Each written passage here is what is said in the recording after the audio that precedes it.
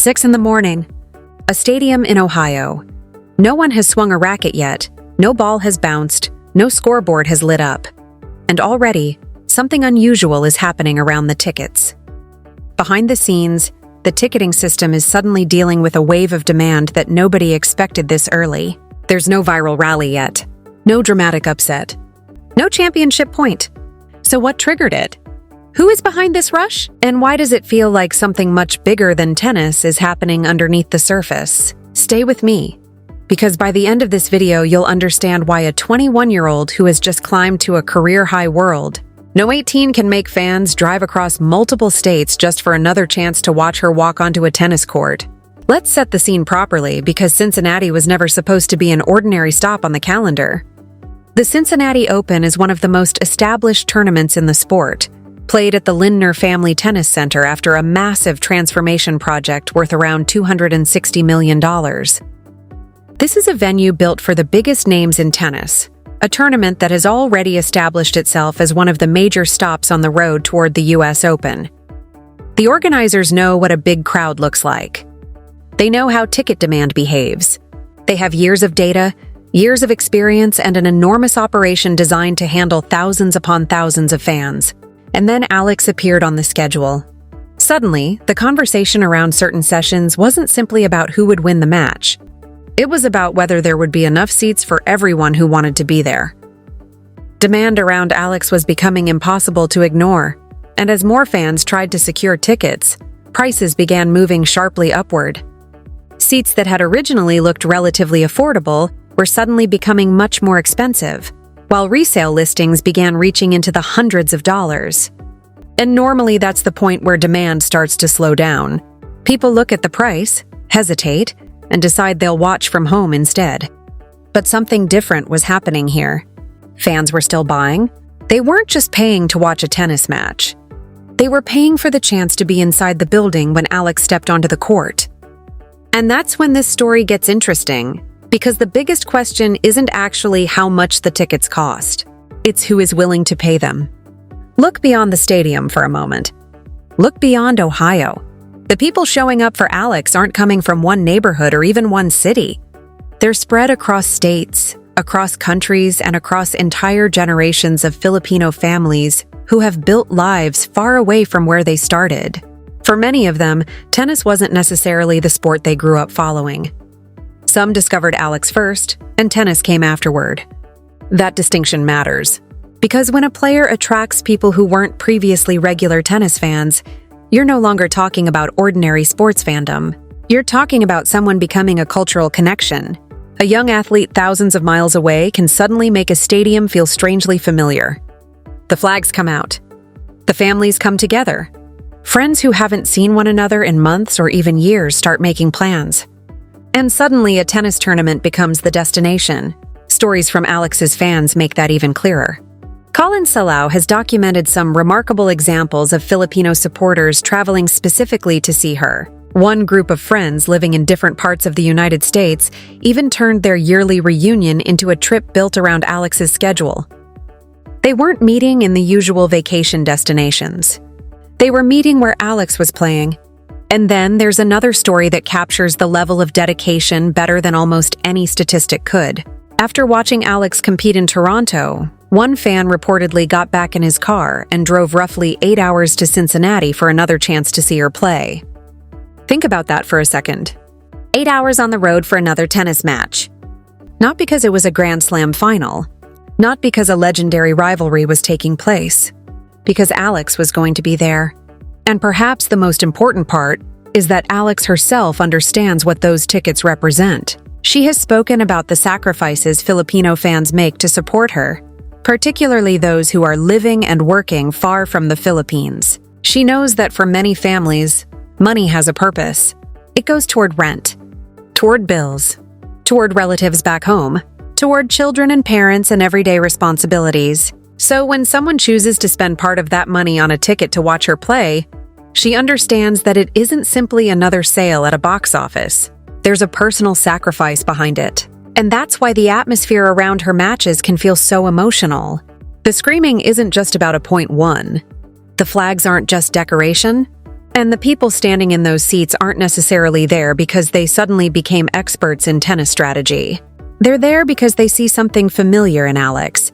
They see someone representing a country, a community, and a journey that many of them understand personally. And the rest of the tennis world has started noticing. Coco Gauff has acknowledged the new demographic Alex is attracting to the sport, and that observation might be one of the most important clues in this entire story. Because tennis has always had passionate fans, what makes Alex different is the number of people discovering the sport through her. They're not necessarily coming because they already love tennis. They're coming because they love Alex. And once they walk through those gates, they're introduced to the sport in a completely different way. Cincinnati isn't the only place where this has happened. Go backward through the season and you start seeing the same pattern appear again and again. In Washington, the Filipino presence around Alex became impossible to miss. The atmosphere surrounding her matches grew louder, more emotional, and more distinctive with every round. When she reached the final, the crowd didn't feel like a neutral tennis audience. It felt like a community rallying behind one of its own. In Toronto, the demand became significant enough that organizers moved one of Alex's matches to a larger stadium court, allowing more fans to experience the moment. And when those fans arrived, the scene was unmistakable. Philippine flags filling sections of the stands, supporters shouting her name, and an atmosphere that felt completely different from the quiet, restrained environment many people associate with professional tennis. Her opponents noticed it too. Jessica Pegula experienced the atmosphere surrounding Alex firsthand in Washington, while Belinda Bencic also saw what happens when thousands of passionate Filipino supporters turn up for one player. These aren't small details. They're evidence of something changing around Alex wherever she goes. And then Cincinnati takes that pattern and pushes it even further. Because Cincinnati isn't simply another tournament. It's a major WTA 1000 event with an enormous international audience, and the demand surrounding Alex is arriving before the match itself has even happened. That's what makes this story so fascinating. A player doesn't need to win the tournament to create an impact on the tournament. Her economic and cultural value can begin the moment her name appears on the schedule.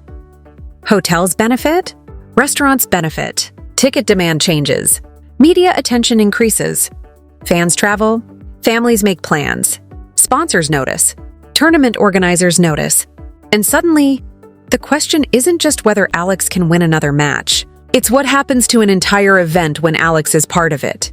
That's a completely different kind of influence. Most young players spend years trying to build an audience large enough to move ticket sales. Alex is beginning to demonstrate that her audience can travel with her. And that may be the most important distinction of all. Her supporters aren't simply waiting for her to play in their hometown. They're willing to go where she goes. They're crossing state lines. They're organizing reunions. They're getting into cars and driving for hours. They're turning tournament schedules into travel plans. And once you understand that, the ticket prices suddenly make more sense. The demand isn't being created by one match. It's being created by an emotional connection that already exists before the match begins. So strip away the ticket prices. Strip away the resale market. Strip away the headlines and the crowded stands. What are you left with? You're left with distance. And distance is something millions of Filipino families understand. Leaving home. Building a life somewhere else. Working long hours. Sending money back. Missing birthdays. Missing holidays. Missing ordinary moments with people you love. Carrying your culture with you while adapting to a completely different place. And then, one day, you see someone from your country standing on an international stage, competing against some of the biggest names in the world. Suddenly, that distance feels a little smaller. That's what Alex represents to many of these supporters. She gives them a reason to gather, a reason to wear the flag, a reason to scream when they might normally sit quietly. And maybe most importantly, a reason to feel connected to something they thought they had left thousands of miles behind. That's why the 8-hour drive matters. That's why the reunion matters. That's why people who never cared about tennis before are suddenly learning the score, learning the rankings, and planning their weekends around a tournament schedule. They're not just becoming tennis fans. They're becoming part of a community built around Alex. And that community is growing. Every tournament gives it another chance to expand. Every city adds new supporters. Every deep run gives more people a reason to discover her story. Every appearance creates another opportunity for those flags to rise in the stands. And that's why Cincinnati matters. Not because a ticket price went up. Not because a resale listing reached an extraordinary number. And not because one match suddenly became the biggest event in Ohio. Cincinnati matters because it gives us another look at something that has been building for months. Alex Eala is becoming more than a tennis player to a growing group of people. She's becoming a reason to reconnect, a reason to travel, a reason for families and friends to come together, a reason for people who live thousands of miles from the Philippines to feel, for a few hours, a little closer to home. And the most remarkable part is that she has accomplished this before even reaching the top of the sport. She is 21 years old. She's already reached a career-high world number 18. She's competing against the best players in the world.